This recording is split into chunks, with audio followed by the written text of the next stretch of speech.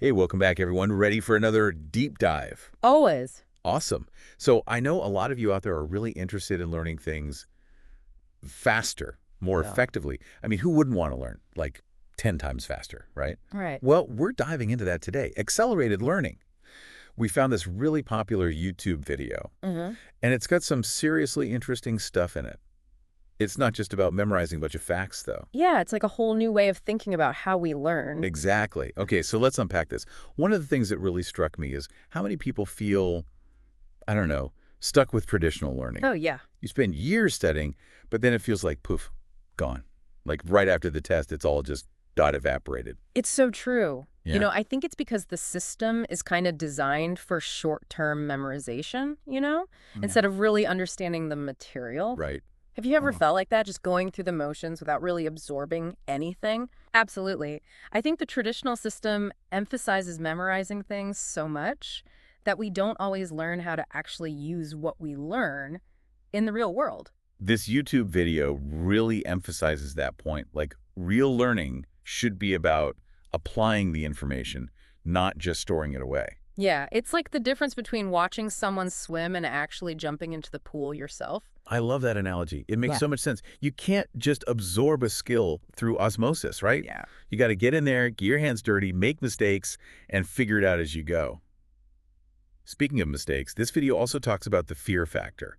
Like a lot of people are held back by the fear of failure, of looking foolish, especially when they compare themselves to those so-called experts who seem to have it all figured out. Oh, I know. It's easy to feel intimidated and give up before you even start. Totally. It's important to remember, though, everybody starts at zero. Yeah. Every single expert you admire was once a beginner. They struggled. They probably wanted to quit a million times. So true. The key is to keep going. To overcome that fear and that frustration, this video introduces something called the Mastery Framework. Have you heard of this? Yes, it's a really great approach. It's built on three main pillars: immersion, application, and iteration. Ooh, those sound intriguing. So let's break them down. What does it mean to immerse yourself in something you're trying to learn? So immersion is all about surrounding yourself with the subject, not just passively reading about it or watching videos. Right. For example, if you're learning Spanish, change your phone's language, watch Spanish films, try to speak with native speakers. The more you immerse yourself. Create your own little Spain. Exactly. The faster your brain will adapt. That's such a good point. It reminds me of that story in the video about someone who accidentally told someone they were pregnant instead of embarrassed while trying to speak Spanish. Oh, yeah. That's a good It idea. just goes to show that making mistakes is a part of the process, right? Absolutely. Don't let it discourage you. Okay, so we're immersed. We're making some funny mistakes along the way. What's the next step? Okay. This is where you get to learn by doing. Don't wait until you feel like an expert to start using what you're learning. Start a project, whatever it may be. Put your knowledge into practice. This is where I think perfectionism can really hold people back. Thinking we need to be perfect before we share our work or try something new. Oh, yeah. But really, perfectionism is the enemy of progress. Exactly. It can totally paralyze us. Don't be afraid to make those mistakes, Embrace the mess. Embrace the mess. And that actually leads us right into the third pillar, iteration. Okay, iteration. So we've immersed ourselves, started applying our knowledge. We've inevitably made some mistakes. What now? Iteration is all about looking at those mistakes as feedback, using them to get better. I like that. Learning is a continuous cycle. You try, you fail, you learn, you try again. It's like mastering a level in a video game, right? Exactly. You know that feeling when you finally beat that boss or solve that tricky puzzle? It's so satisfying. And you learn from every failure. You adjust your strategy, and you eventually succeed. You got it. It's not about avoiding failure. It's about learning from it. The only true failure is giving up completely. Couldn't have said it better myself. This whole framework really shifts your perspective on learning, doesn't it? It totally does. It's not about being perfect. It's about embracing the whole process, the ups, the downs, constantly striving to improve. This is so inspiring. I'm already feeling motivated to rethink how I approach learning. Now, the video also goes into some brain hacks that can speed up learning even further, which I'm super curious about. Oh, yeah. There are some really interesting ones. One of the most effective is deliberate practice. Okay. And this isn't just, mindlessly repeating something over and over. It's about really focusing on the areas where you need to improve. So it's strategic, intentional practice. not just going through the motions. Right, and that's actually what separates average learners from those who really excel. I like that. What are some other brain hacks that they talk about? Another great technique is spaced repetition. Oh, yeah, I've heard of that. It's scientifically proven. You review information at different intervals to really strengthen your memory and help you remember things long term. Instead of cramming. Exactly. So instead of cramming everything in at the last minute, you space out your review sessions over time. And that makes your brain work harder, so you remember things better. Exactly. There are some great apps that help with that, right? Like Anki, Quizlet. Absolutely. Those are great tools. They make spaced repetition so much easier. So we've got deliberate practice, spaced repetition. Any other brain hacks we should know about? Well, one of the most powerful things you can do is embrace challenge. Oh, interesting. Like our brains actually thrive on a little challenge. They do. We've all heard the saying, what doesn't kill you makes you stronger. Right. Same applies to our brains. The more we challenge them, the more they grow, the more adaptable they become. So what does that look like in practice? How do we embrace challenge in a way that helps us learn? Well, think about tackling a difficult problem at work or learning a new skill, maybe even something physical like a challenging workout. Pushing your boundaries. Exactly. Anything that pushes you beyond what you're comfortable with can be a good thing. They call it a desirable difficulty in the video. I love that term. It's catchy, right? It's really perfect. Yeah. It really gets at the idea that, challenging ourselves is actually good for us. It's not about seeking out pain, but about understanding that growth comes from those moments when we push ourselves. This is also so fascinating. They also mentioned some other advanced learning techniques in the video, which I'd love to get into with you. But first, let's take a quick break, and we'll be right back. So are you ready to dive into some of those more advanced learning techniques? Oh, absolutely. We've got the mastery frameworks and brain hacks, and now I'm really curious about these advanced techniques. What else can we do to really optimize our learning? Well, one really helpful technique is called chunking. Chunking, okay. Our brains, they really love patterns and structure. They do. And chunking is all about grouping information together into meaningful pieces. It makes it much easier to remember. Okay. Think about how we remember phone numbers. We break them down into smaller groups, like the area code, the prefix, and then the line number. Oh, that's true. That's chunking. It's chunking in action. Exactly. It's amazing how something so simple like grouping information can make such a big difference. It does. It's like we're giving our brains a roadmap. A little roadmap. Can we use chunking for anything we're trying to learn? Absolutely. Whether you're learning a language or playing a musical instrument or coding, Yeah. if you can find those patterns and group information together in a way that makes sense, Right. it can really speed up your learning. It's hard. And, when you combine chunking with spaced repetition, Oh, yeah. that's a powerful combination. That's awesome. So it's about finding those synergies, Yeah. creating a learning system that uses different strategies together. I love that. What other advanced techniques should we be thinking about? Have you ever noticed how teachers seem to have this really deep understanding of their subjects? Oh, for sure. There's a reason for that.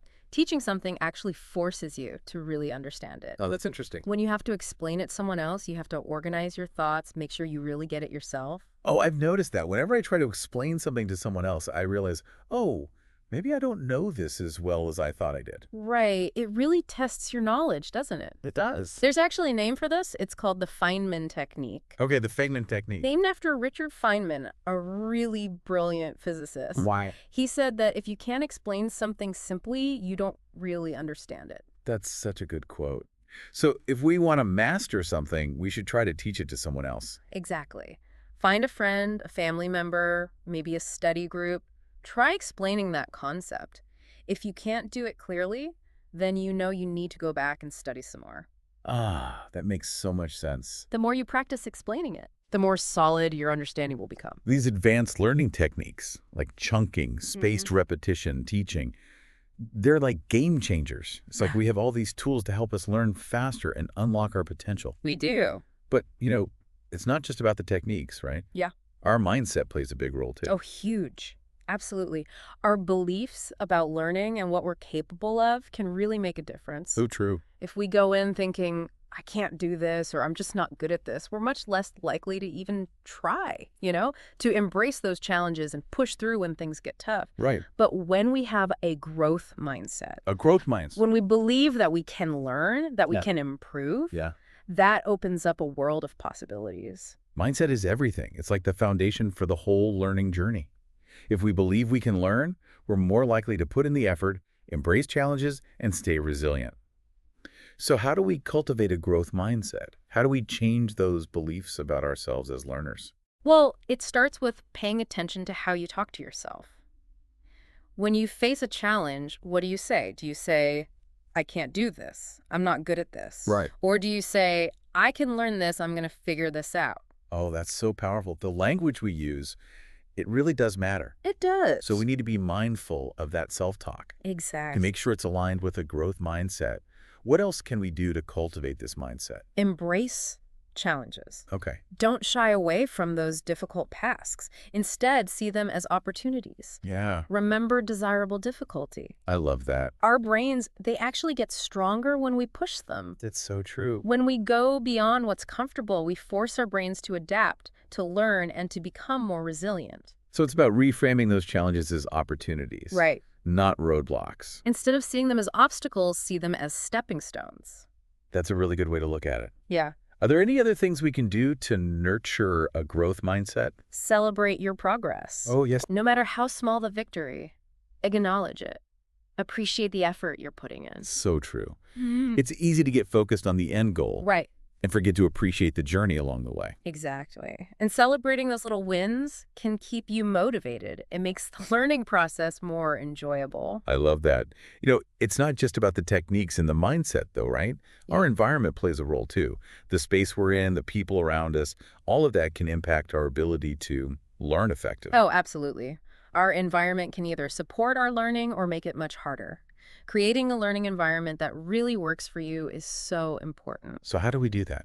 How do we create a space that fosters focus, concentration, and productivity? One of the most important things is minimizing distractions. Ah, yes, distractions. Our brains are wired to be easily distracted, They are. especially with all the notifications and digital overload we have today. Right. So creating a space where you can really focus Yeah. is super important. Okay, but that's easier said than done, right? Yeah. I mean, we're living in a hyper-connected world. What are some practical ways to actually minimize those distractions? Well, first, you have to identify what your biggest distractions are. Is it social media, email, text messages? Okay. Once you know what they are, Yeah. you can start to implement some strategies. Okay. Try turning off notifications, putting your phone on airplane mode.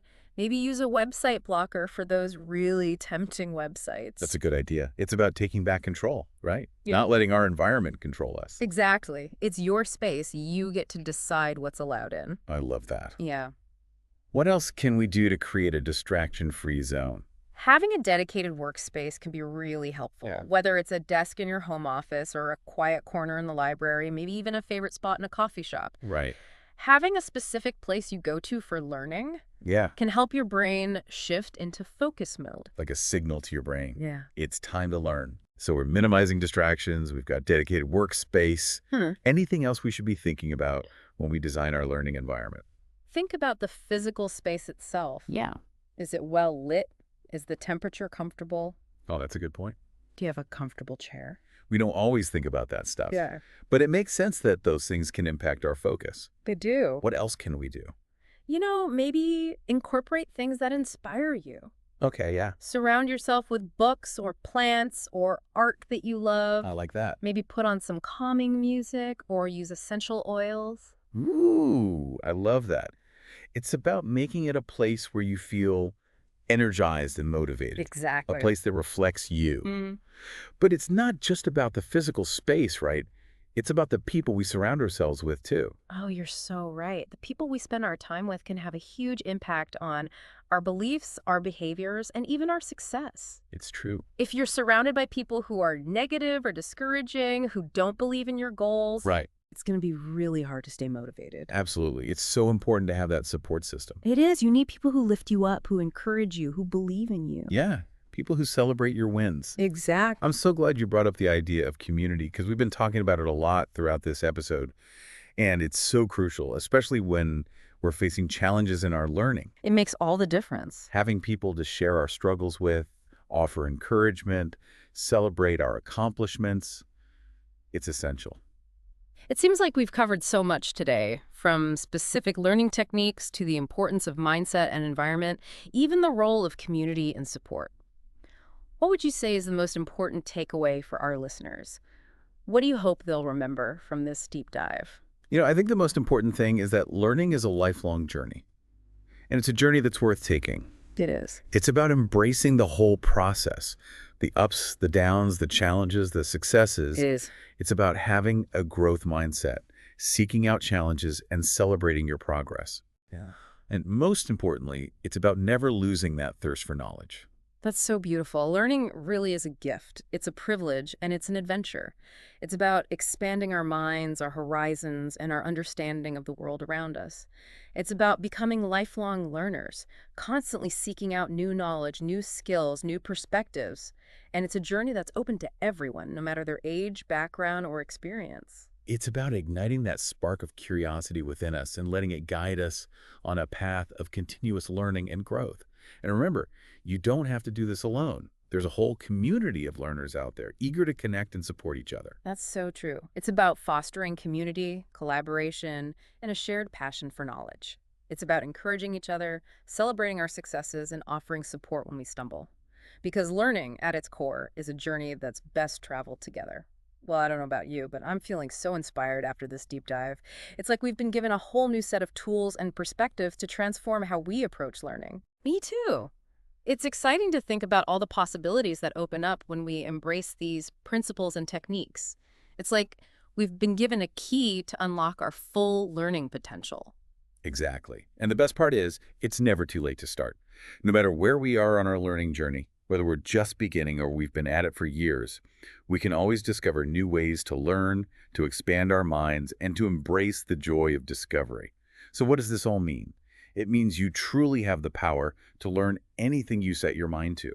Don't be afraid to challenge yourself, to step outside your comfort zone, and to embrace that messy, beautiful process of learning. You know, what's fascinating to me is that the more we learn, the more we realize how much more there is to learn. It's a never-ending journey of exploration and discovery, and that's what makes it so captivating. It's like opening one door only to discover a whole new hallway filled with even more doors. And that's what makes it so exciting. There's always something new to explore, to understand, to master. Exactly. So keep that spark of curiosity alive, keep asking those questions, and keep diving deep into the endless ocean of knowledge. That's the perfect note to end on. Keep exploring, keep learning, and keep diving deep, everyone. We'll catch you on our next adventure. Yeah, it's really powerful stuff, right? And like you said, it's about more than just techniques and strategies. It's about bringing people together, sharing that excitement for learning and supporting each other along the way. Because honestly, learning is just so much more fun when we do it together, you know? What I'm taking away from all this is a real sense of like possibility. Like we've been given this incredible toolkit to unlock our learning potential, and it's exciting. I totally agree. And the beauty of it is that it's never too late to start, Mhm. No matter where you are on your learning journey, whether you're a complete beginner or you've been learning your whole life, there's always something new to discover. There's always room to grow. So to everyone listening out there, what does this all mean? It means you have the power to learn anything you set your mind to. Don't be afraid to challenge yourself, push those boundaries, and embrace the beautiful, messy process of learning. You know, what I find fascinating is that the more we learn, the more we realize how much more there is to learn. It's a journey that never really ends. It's this constant exploration, this constant discovery. I love that. It's like you open one door and there's a whole hallway of new doors waiting to be opened. Yeah. And that's what makes it so exciting. There's always something new to explore, something new to understand. Exactly. So, to everyone out there, keep that spark of curiosity alive. Keep asking questions, keep diving deep. There's a whole world of knowledge out there waiting to be discovered. That's the perfect note to end on. Keep exploring, keep learning, and keep diving deep. We'll see you on our next adventure.